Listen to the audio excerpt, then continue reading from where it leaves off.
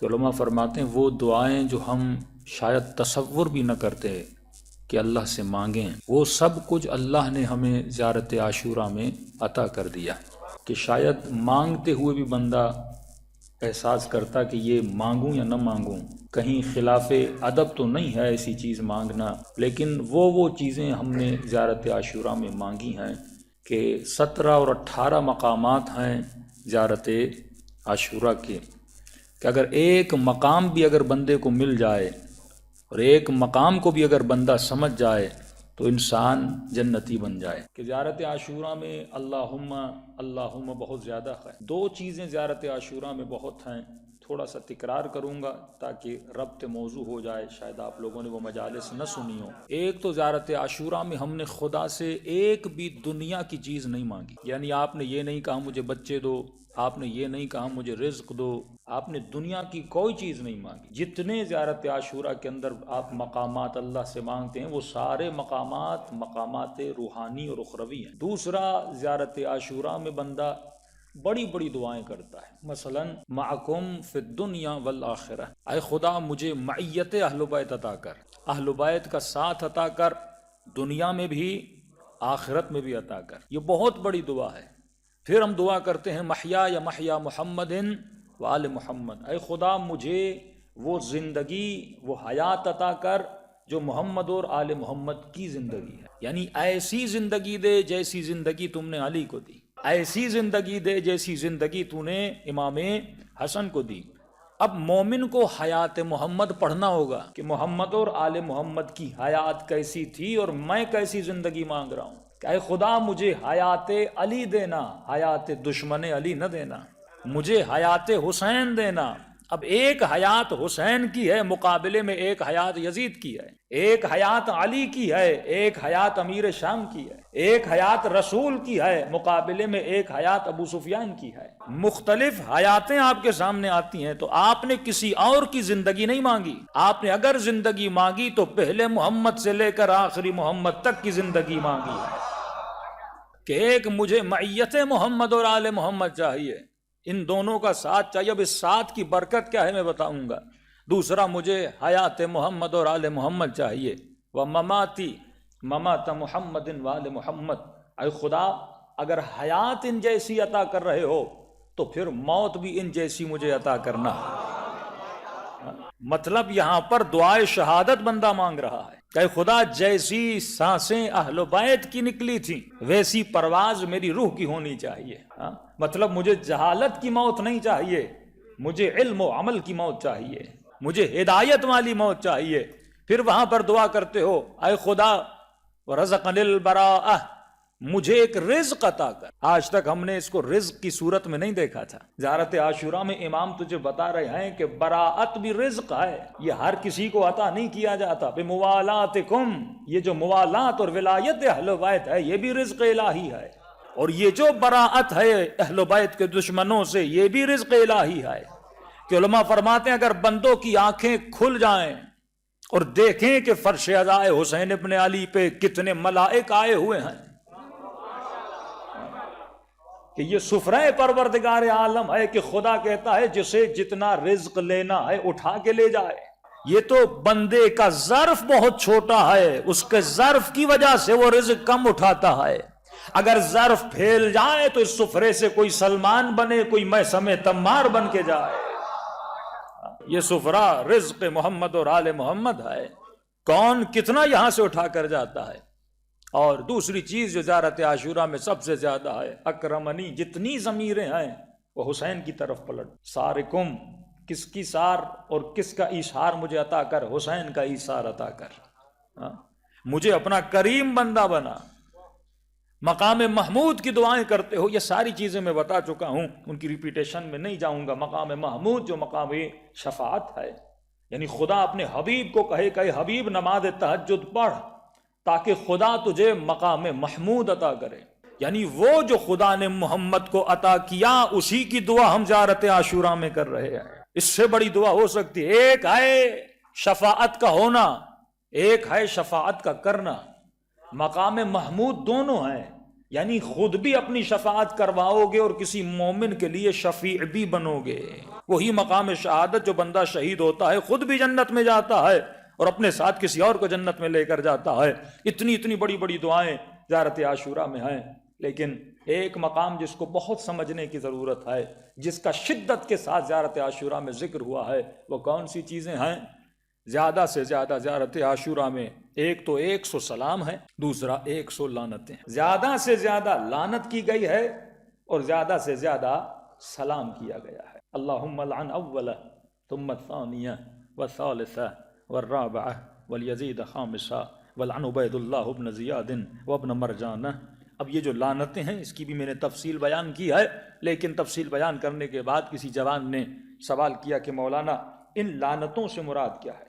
میں نے کہا اگر فلسفہ لینا ہے تجھے لعنت کا فلسفہ، وہ بھی زیارت عاشورہ سے لینا ہے. مثلا اگر علماء نے کہا کہ کچھ ایسے اشخاص ہیں جن پر لعنت نہ بھیجا کرو، یہ تصور اس عالم کا ذاتی تصور نہیں تھا، یہ تصور ہمیں زیارت عاشورہ سے مل رہا ہے.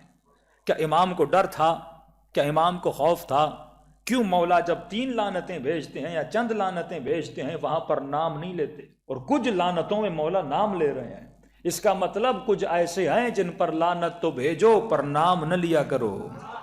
یہ تصور تجھے کہاں سے مل رہا ہے؟ زیارت عاشورہ سے مل رہا ہے.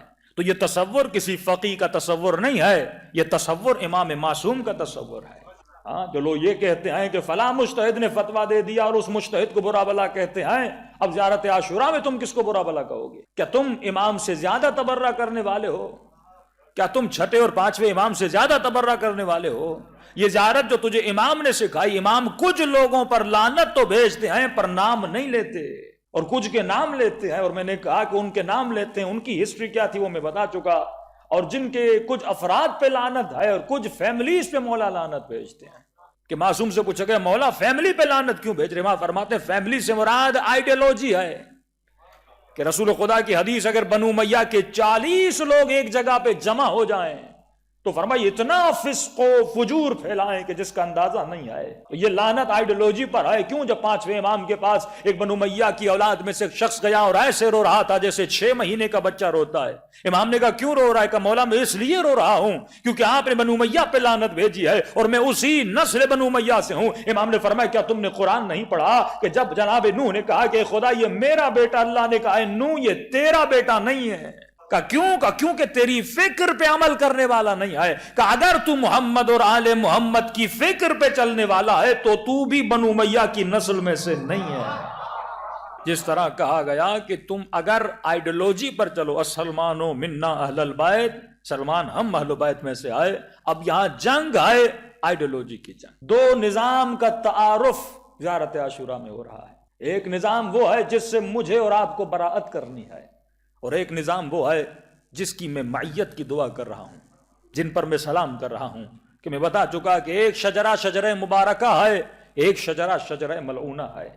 مبارک شجرے کا بھی ذکر قرآن میں سورہ نور میں ہے، اور ملعون شجرے کا ذکر بھی سورہ اسراء میں قرآن مجید میں موجود ہے. شجرہ ملعونہ وہ ہے جو لوگوں کو گمراہی کی طرف لے جاتا ہے، اور شجرہ مبارکہ وہ ہے جو لوگوں کو ہدایت کی طرف لے آتا ہے. شجرہ مبارکہ کو پہچاننا ہے تو زیارت وارثہ پڑھ لو، اور شجرہ مبارکہ کو اگر جاننا ہے تو زیارت عاشورہ پڑھ لو. دونوں کا ذکر اور دونوں شجروں کا ذکر، علی آدم صفوۃ اللہ و نوح نبی اللہ و ابراہیم خلیل اللہ و موسیٰ کلیم اللہ. یہ کون سا شجرہ ہے؟ یہ شجرہ مبارک شجرہ ہے جو کائنات کو ہدایت دیتا ہوا آتا ہے. اور اس شجرے کا ذکر سورہ نور میں ہوتا ہے کہ ایک شیشی ہے جس کو کہا گیا کہ زجاجتن، ایک شیشی ہے جس کے اندر مصباح المصباح، 2 مصباح ہیں، 2 نور ہیں. علماء فرماتے ہیں 2 نوروں سے مراد حسن اور حسین ہیں. اور یہ شجرہ زیتونیہ ہے، اس کا مطلب یہ شجرہ حسینیہ ہے. یہ پوری تفصیل میں بتا چکا. تو 2 نظام ہیں. ایک نظام ہے نظام الہی جس کو شجرہ مبارکہ لے کر چلے گا. ایک نظام ہے نظام شیطان، ائمۃ الجور و ائمۃ الکفر و ائمۃ الہدی. کچھ ایسے امام ہے تو تجھے گمراہی کی طرف لے کر جائیں گے، اور کچھ ایسے امام ہے تو تجھے ہدایت کی طرف لے کر جائیں گے. جو ہدایت والے امام ہیں وہ شجر مبارک ہے. جو گمراہی والے امام ہیں، جو ائمۃ الجور ہیں، جو جور اور فسق و فجور کی طرف تجھے لے کر جائیں گے، وہ شجر ملعونہ ہے. اب امام فرماتے اس شجر ملعونہ سے تجھے براءت کرنی ہے. براعت صرف لعنت کا مطلب یہ نہیں کہ 1400 سال پہلے مرے ہوئے مردہ جسم اور سڑے ہوئے زمینوں میں جلے ہوئے جسم پر لعنت بھیجو. ارے اگر اس یزید پہ تو لعنت بھیج رہا ہے جو یزید مر چکا ہے، جو قبر میں سڑ چکا ہے، جو جل چکا ہے، اس یزید کو تیری لعنت سے نقصان کیا ہوگا؟ اور اس یزید پر لعنت بھیجنے سے تجھے فائدہ کیا ہوگا؟ کہ معصوم کہیں 100 مرتبہ تسبیح اٹھا اور لعنت کر ابن ملجم پر، 100 مرتبہ ابن ملجم پہ لعنت بھیجو، تم کیا بگاڑ سکتے ہو ابن ملجم کا؟ اور 100 مرتبہ یزید پہ لعنت بھیجو، کیا بگاڑ سکتے ہو یزید کا؟ یہ لعنت اس پرانے یزید پر بھی ہے، لیکن زیادہ تصور جو براءت اہل بیت تجھے بتا رہے ہیں. دیکھیے ایک مرتبہ تم یزید پہ لعنت بھیج رہے ہو، یزید تو مر چکا ہے، دفن ہو چکا، ہلاک ہو چکا، ختم ہو چکا، عذاب الہی میں دن بدن اس کے عذاب میں اضافہ ہو رہا ہے. لیکن لعنت کس چیز پر ہے؟ یہ لعنت اس یزیدی سسٹم پر ہے کہ جو تعارف امام حسین جاتے جاتے کرواتے ہیں کہ مثلی لا یبایع مثل یزید، حسین جیسا. یہ نہیں کہا حسین، کیونکہ حسین ایک فرد ہے جو تاریخ میں رہا تھا، لیکن امام نے فرمایا حسین جیسا. حسین تو چلا جائے گا پر حسین کی فکر باقی رہ جائے گی. وہ کبھی بھی یزید جیسوں کی بیعت نہیں کرے گا. یعنی یہاں پہ دو نظاموں کا تعارف ہے، ایک نظام نظام حسینی ہے، ایک نظام نظام یزیدی ہے. کہ اے انسان اگر تو یزید پہ لعنت بھیج رہا ہے، وہ یزید تو مر چکا، مٹی میں مل چکا. ایک مرتبہ یزید پہ لعنت بھیج رہا ہے، ایک مرتبہ تجھے لعنت اس سسٹم پہ بھیجنی ہے جو یزید بنا رہا ہے. یہ جنگ دو سسٹموں کی ہے. اگر میں یزید پہ لعنت بھیجوں، بھائی وہ تو مر چکا نا، اب وہ یزید قبر سے اٹھ کے میرا کچھ بگاڑ تو نہیں سکتا. ہاں اس کو تو اپنی پڑی ہوگی، وہ قبر سے نکل کے میرا کیا بگاڑے گا؟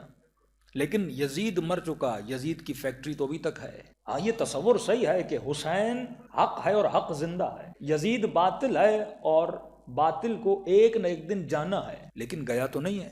جاء الحق وزهق الباطل. باطل تب جائے گا جب حق آئے گا. حق کب آئے گا؟ جب امام زمانہ آئے گا، تب کمپلیٹلی باطل کی جڑیں مولا سکھا دیں گے اور ختم کر دیں گے.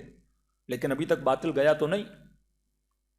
بھائی یزید نے ظلم کیا امام حسین پر، کربلا میں بڑا ظلم ہوا، لیکن وہ سسٹم جو یزید بنا رہا ہے، داعش نے جتنا ظلم کیا، تصور کر سکتے ہو کہ موصل میں ایک باپ کو 3 دن بھوکا رکھا، 3 دن شدت بھوک تھی، آخر میں اسے گوشت کا کھانا دیا، اور کھانے کے بعد اس نے کہا مجھے بیٹے سے ملنا ہے، کہ جو تم نے کھایا تھا وہ تیرا ہی بیٹا تھا.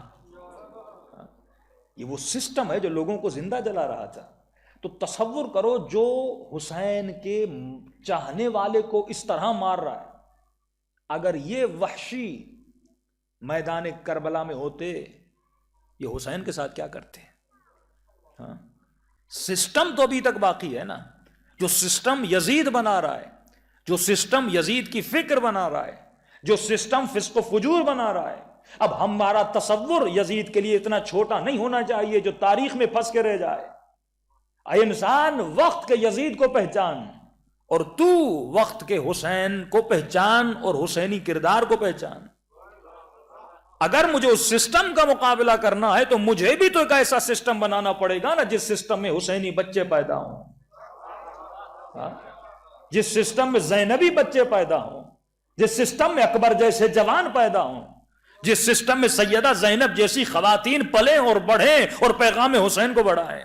لیکن افسوس سے یہ کہنا پڑتا ہے کہ جس طرح قرآن کی آیت ہے کہ اب پروردگار عالم کہتا ہے کچھ لوگ ایسے ہیں جو قرآن تو پڑھتے ہیں پر یہی قرآن ان پر لعنت بھیج رہا ہوتا ہے.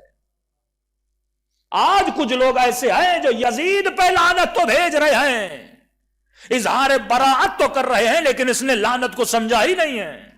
یہ یزید پر لعنت بھی بھیجتا ہے اور یزید کے سسٹم پہ عمل بھی کرتا ہے. یہ کچھ لوگ ایسے ہیں، یعنی لعنت تو بھیجتے ہیں پر لعنت پلٹ کے انہی کی طرف آتی ہے کہ تو کیسی لعنت بھیج رہا ہے جبکہ تو سسٹم میں یزید میں رہ رہا ہے. اب آخری زمانے کی ایک نشانی بتا دوں تاکہ آپ کو براعت کا سسٹم سمجھ آئے. براعت یعنی خود کو خالص بنا، براعت یعنی خود کو خالص بنا اور سسٹم ولایت میں آ جا اور سسٹم یزید سے نکل جا. لیکن جب تک تو سسٹم یزید کو سمجھے گا نہیں کہ یزید کا سسٹم کیا تھا، جب تک تو شمر کو نہیں سمجھے گا، جب تک تو ہرملا کو نہیں سمجھے گا، جب تک تو یزید کو نہیں سمجھے گا. ارے یزید اگر یزید بنا تو یزید کیوں بنا؟ شمر اگر شمر بنا تو شمر کیوں بنا؟ وہ صفت جو شمر کے وجود میں تھی، امام فرماتے ہیں ایک تو یہ بڑا حاسد اور حسود تھا، یہ حسد کرتا تھا. دوسرا یہ شمر جو تھا یہ بہت زیادہ تانے دیتا تھا. فرمایا اس کے پتھروں نے ہمیں اتنی تکلیف نہیں دی جتنا اس کے تانوں نے ہم نے تکلیف دی. کہ حسین سجدے کی حالت میں ہے، آخری سانسیں حسین لے رہے ہیں، پھر بھی مولا کے قریب جاتا ہے اور حسین کے کانوں کے قریب کہتا ہے فوج یزید خیموں پہ حملہ کرو، علی کی بیٹیوں کی چادریں چھینو. کہ اس کے تانوں نے ہمیں تباہ و برباد کیا. یہ وہ تانے تھے جو انسان کے جگر کو جلا دیتے تھے. یہ وہ تانے تھے جس نے زینب کو رلایا تھا. یہ وہ تانے تھے جس نے سکینہ کو رلایا تھا. فرمایا مومن اب تو براءت شمر سے کر رہا ہے، لیکن اگر تیرے وجود میں وہی شمر والا حسد ہے، اس برات کا کیا فائدہ؟ علی والا یزید پہ لعنت بھیجے لیکن خود نشے میں مبتلا ہو، خود شراب میں مبتلا ہو. یہ کیسی لعنت ہے کہ میں کر بھی رہا ہوں لیکن اس لعنت سے میں دوری بھی نہیں کر رہا. تو سمجھو یزید ایک پورا سسٹم ہے، ایک ایسا سسٹم جو تمہارے بچوں کو فاسق بناتا ہے، ایک ایسا سسٹم جو تمہارے بچوں کو فاجر بناتا ہے. پر میں آخری زمانے میں اختلاط حق و باطل ہو جائے گا، اور جو ڈیوٹی امام زمانہ کی ہے امام آنے کے بعد کریں گے، وہ امام لوگوں کو خالص کریں گے. رسول کے جانے کے بعد اختلاط حق و باطل ہوا، یعنی حق اور باطل مل جائے گا. یہ انسان ایسا سمجھو کہ کچمبر ہوگا ایمان کا اور باطل کا. اس کے اندر نماز بھی ہوگی، روزہ بھی ہوگا، حج بھی ہوگا، حب مال بھی ہوگی، حب جاہ بھی ہوگی، حب شہرت بھی ہوگی. اس کے وجود میں نظام باطل سے محبت بھی ہوگی. یہ حسین کو بھی پسند کرے گا لیکن اس کی مینٹلٹی ویسٹرنائز بھی ہوگی. یہ نظام باطل کو بھی پسند کرے گا، یہ نظام حق کو بھی پسند کرے گا. یعنی اس کے اندر کچھ حقانیت ہوگی اور اس کے اندر کچھ باطل کو پسند کرنا ہوگا. یہ نماز بھی پڑھے گا، یہ حسین کی مجلس میں بھی آئے گا، لیکن مجلس کے بعد یہ اس حق و باطل کی چیزوں کی طرف بھی گرویدہ ہوتا جائے گا، اس کی طرف بھی اس کے وجود میں کھچاؤ پیدا ہوتا جائے گا. کہ فرمایا انسان سورہ فجر پڑھے. میں نے کہا کہ سورہ فجر سورہ حسین ہے. علماء فرماتے سورہ فجر کو سورہ حسین بھی کہہ سکتے ہو. کہ اللہ کہتا ہے کچھ لوگ ایسے ہیں جنہوں نے مال جمع کیا، وعددہ. یہ مال کو جمع کرنا عیب نہیں ہے، لیکن مال کو جمع کر کے تعدد میں لانا، مال کو حد سے زیادہ بڑھانا. ایک گھر اللہ نے دیا ہے اور مال جمع کرو دوسرا گھر بناؤ، اور مال جمع کرو تیسرا گھر بناؤ.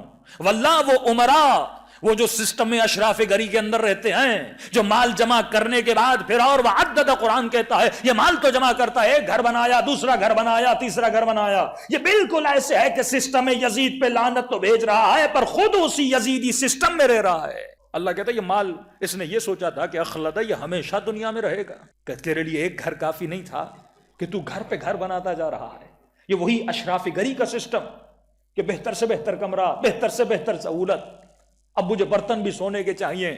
جو لگژری لائف اسٹائل کا تصور جو سسٹم یزید نے انسان کو دیا کہ چلے جاؤ حسین کی زندگی دیکھو، علی ابن ابی طالب کی زندگی دیکھو کہ ایک مومن کی بیٹی کی شادی ہوتی ہے 40 لاکھ 20 لاکھ 30 لاکھ اس کی بیٹی کی شادی میں خرچہ ہوتا ہے. یہ علی کا چاہنے والا، یہ عمرہ اور اشراف گری کے سسٹم کے ماننے والا، جب اس کی بیٹی کی شادی میں 30 لاکھ کا خرچہ ہوتا ہے اور اسی ملک میں، اسی محلے میں، اسی سوسائٹی میں کیسا غریب بھی رہتا ہے جسے بیٹی کو دینے کے لیے جہیز کے پیسے نہیں. یہ کس سسٹم میں جی رہا ہے؟ نام تو علی کا لے رہا ہے لیکن سسٹم براعت سے ابھی تک اس نے کمپلیٹ براعت نہیں کی، اس نے خود کو کمپلیٹ خالص نہیں بنایا. یہی تو وہ جنگ تھی، یہی تو وہ نعرہ تھا جو علی ابن ابی طالب رسول خدا کے جانے کے بعد فرمائے طلحہ اے زبیر تجھ سے علی کی عدالت برداشت نہیں ہوگی. عبید اللہ ابن عباس کو جب مولا علی کے پاس بیت المال مولا نے دینا چاہا، جتنا بیت المال اسے دیا اتنا اس کے غلام کو دیا. علی یہ کیا کر رہے ہو؟ جتنا مجھے دے رہے ہو اتنا میرے غلام کو دے رہے ہو. کہ یہی میرے رسول کی عدالت تھی. میں نے پہلے دن سے تمہیں کہا تھا تمہیں علی کی عدالت پسند نہیں آئے گی. عدالت علی لوگوں کو برداشت نہیں ہوتی تھی. ذرا پڑھو کون سا صحابی کتنا مالدار تھا اور اس 20 سالوں میں 28 سالوں میں اس کے پاس مال کتنا آ گیا، جس میں اتنی تفریق بڑی کہ عجم کا وظیفہ اور تھا، عرب کا وظیفہ اور تھا. بات تو یہاں تک آ گئی جب نبی کی ازواج میں بیت المال کو تقسیم کرنے کی باری آئی، جو بیوی زیادہ جوان تھی اسے زیادہ دیا جاتا تھا، جو بوڑھی تھی اسے کم دیا جاتا تھا. وہ سسٹم انہوں نے بنا لیا جو اشراف گری کا سسٹم تھا، بیت المال کو جمع کرنے کا سسٹم تھا. اسی سسٹم کے خلاف جب علی کھڑے ہوئے تو لوگوں نے علی کو قتل کرنے کی کوشش کی، علی کو شہید کرنے کی کوشش کی. امام فرماتے تو حسین کا ماننے والا ہے، اور حسین کا اگر ماننے والا ہے تو اس سسٹم سے براءت کر، جب تک تو اس سسٹم سے کمپلیٹلی باہر نہیں نکلے گا۔ کون سا سسٹم؟ پہچان یزید کے اندر کون سی صفات تھی۔ جتنا تو ایمان کے قریب ہوتا جائے گا اتنا خدا تجھے خالص کرتا جائے گا۔ اور یہ بات یاد رکھنا، جب ان کا قریب جاتا ہے تو پھر خدا کچھ امتحانات بھی لیتا ہے، کیونکہ بندہ ایسے خالص نہیں ہوتا، پہلے اس آگ میں جلنا پڑتا ہے، ہاں، پہلے اس گندگیوں کو، ناخالصیوں کو اپنے وجود سے اتارنا پڑتا ہے۔ جہنم کا تصور بھی یہی ہے کہ بندہ جہنم میں وَإِذَا الْوُحُوشُ حُشِرَتْ، جہنم میں وحشی لوگ ہوں گے، یہ وحشی پنا جو ان کے وجود میں ہے اسی وجہ سے وہ جہنم میں جاتے ہیں۔ اور سیدہ فرماتی اگر خود کو دنیا میں خالص نہیں کرو گے تو اللہ کی آگ تجھے خالص کرے گی، اور اس کا آگ خالص کرنا بڑا مشکل ہے۔ انسان اس سے پہلے کہ موت آئے خود کو دنیا میں خالص کر لے۔ کہ سیدہ کیسے خالص کروں؟ کا بہترین راستہ ہے اللہ کی دربار میں توبہ کر لے۔